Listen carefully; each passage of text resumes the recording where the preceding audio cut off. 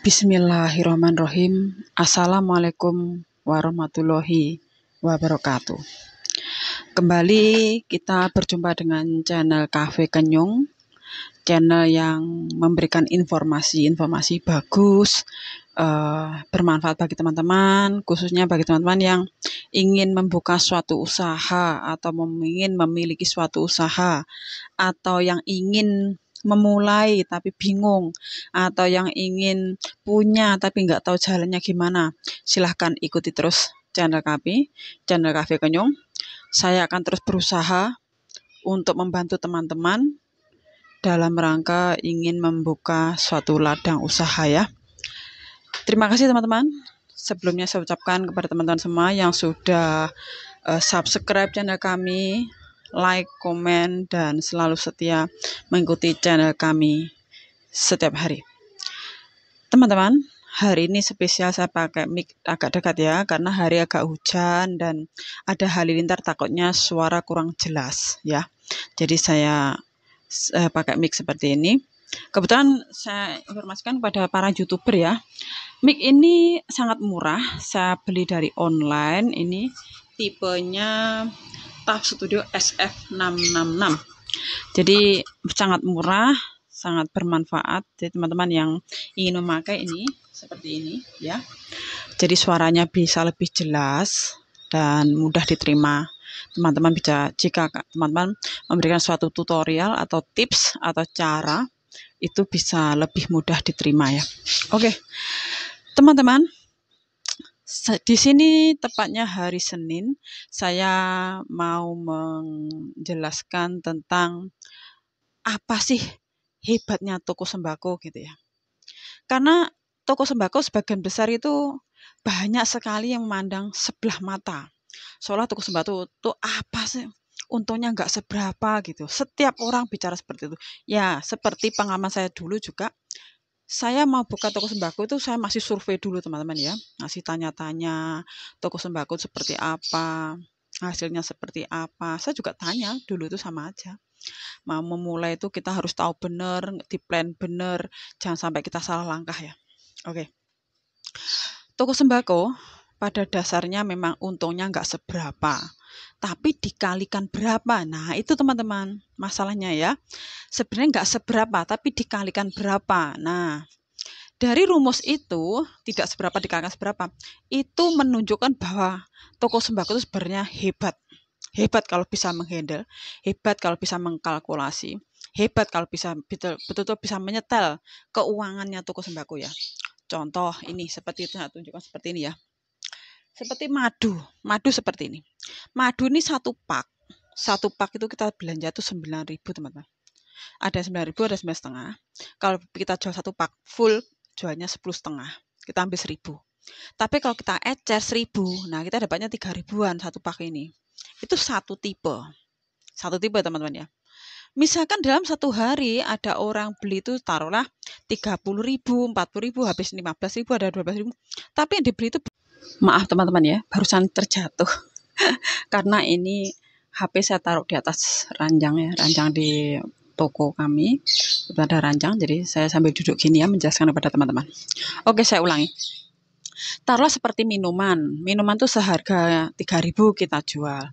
Itu kita belanja biasanya sekitar 2.500 sampai 2.350 sampai 2.500. Jadi setiap satu barang itu kita mendapatkan keuntungan antara 350 sampai 1.000. 1.000 itu berupa rokok, biasanya rokok ya, ke 1.000 itu.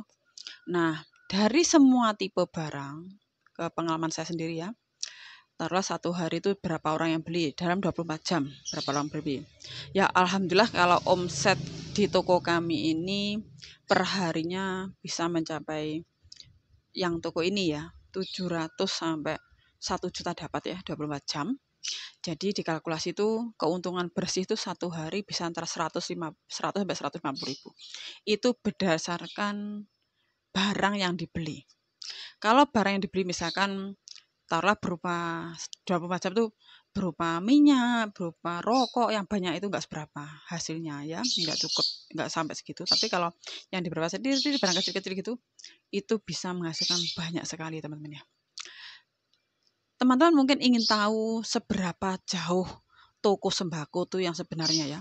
Maaf ini mata ini kok agak gatal. Maaf ya, bentar. Seberapa jauh toko sembako itu, perkembangan dari toko sembako. Teman-teman, toko sembako asal tokonya sudah mulai lengkap, ya sudah mulai lengkap dan orang beli itu tidak pernah kembali. Dan dalam arti datang pasti ada barang itu, pasti orang datang. Apa ya, orang Jawa bilang tuh jujuk lah. Dia nggak pernah pindah ke tempat lain, ya. Karena dia tahu tempat itu lengkap gitu. Intinya toko itu lengkap.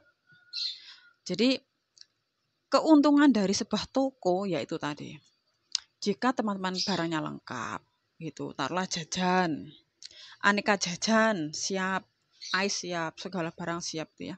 Setiap satu tipe barang itu bisa menghasilkan Rp350 sampai Rp1.000. Nah, kalau orang beli sampai 10 tipe barang, 8 tipe barang, sampai 12 barang, berarti satu orang aja kita bisa mendapatkan untung sekitar 12.000 dari orang belanja itu. Dari satu orang ya, kita bisa dapatkan 8.000 sampai 12.000. Tapi jika orang belanja dengan barangnya sedikit, meskipun orangnya banyak, tapi tipe barangnya sedikit, jadi nggak mungkin kita mendapatkan hasil banyak. Tapi kalau orang belanjanya udah banyak, barangnya tipenya banyak, itu pasti teman-teman, pasti. Misal, orangnya beli sabun, nah sabun satu kita hasilnya sekitar Rp500. Oh, ditambah lagi sabun cuci satu, dia dapat Rp500. Tambah lagi apa gitu ya. Jadi dari semua tipe itu dia akan semakin banyak barang, semakin banyak keuntungan kita dapat gitu. Nah, kecuali kalau orang itu udah nominalnya banyak, uangnya banyak, tapi barang yang dibeli sedikit, jenisnya sedikit, itu keuntungan pasti sedikit teman-teman. Makanya dari satu orang aja kita bisa mendapatkan antara Rp3.000 sampai Rp10.000 dari satu orang. Nah, kalau yang satu hari itu yang beli barang itu bisa mencapai 10 orang sampai 20 orang dalam 24 jam. Bisa juga sampai 30 orang dalam 24 jam. Itu akan lebih banyak lagi. Mungkin peredaran uangnya hanya berkisar Rp500.000 atau Rp400.000 atau sampai 1 juta atau berapa. Tapi dari uang segitu, kan udah bilang dari video yang kemarin, pakailah uang dengan baik-baiknya. Roda keuangan tuh dikalkulasi baik-baiknya, jangan main-main ya dengan keuangan. Jadi uang yang sudah ada itu langsung dibelanjakan, paginya harus dibelanjakan. Jadi barang apa yang nggak ada cepat dibelanjakan. Jangan sekali-kali menyimpan uang di dompet dalam kondisi barang itu masih ada yang kosong sedikit. Jangan sampai. Misalnya barang sudah lengkap, secepatnya teman-teman membeli barang lain, melengkapi barang lain yang sudah ada atau yang belum ada atau yang sudah ada tapi tidak sedikit. Itu kunci dari suatu toko sembako. Jadi toko sembako supaya cepat berkembang, supaya dapatkan hasil yang lebih.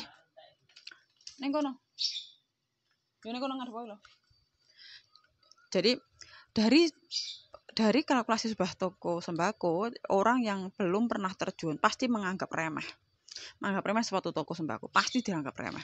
Tapi kalau sudah jalan, bisa sampai 7 turunan kita membuka ini ya, sampai kita nanti anak kita, cucu kita, cicit kita berlanjut. Asal pelayanannya bagus, asal barangnya tuh harga jualnya tetap standar ya, nggak terlalu mahal, standar aja. Insya Allah teman-teman akan mendapatkan keuntungan besar. Nah, apalagi kalau sudah nanti besar, melangkah ke barang-barang, ditambah lagi ke plastik, ditambah lagi ke grosir, ke arah yang kemana. Insya Allah teman-teman akan mendapatkan suatu hikmah yang luar biasa. Jadi perbandingannya teman-teman membuka toko sembako dengan teman-teman kerja di luar negeri itu ya. Kalau kerja di luar negeri itu kita dapat gaji bulanan tapi nggak punya pengalaman. Lebih di kampung kita. Tapi kalau kita membuka suatu usaha sendiri, alhamdulillah teman-teman akan mendapatkan suatu pengalaman yang betul-betul teman-teman tuh akhirnya menguasai, bisa mencari uang, bisa membuka usaha. Ya. Jadi bisa membuka usaha, bisa menguasai segalanya. Oke teman-teman, ini penjelasan dari saya. Jadi moga-moga teman-teman mengerti dan memahami bahwa toko sembako sebenarnya tidak bisa disepelekan. Sungguh tidak bisa disepelekan dan hasilnya sangat-sangat memadai, hasilnya bisa menjanjikan ya. Oke teman-teman, makasih. Jangan lupa subscribe channel kami, like, komen, dan ikuti terus video-video terbaru dari kami, video dari Cafe Kenyong. Kami akan berusaha meng-share membantu teman-teman untuk belajar memulai suatu usaha dan bagaimana caranya kita memulai suatu usaha dan mengembangkan suatu usaha untuk masa depan kita yang lebih baik. Oke, terima kasih dan saya sampaikan Assalamualaikum warahmatullahi wabarakatuh.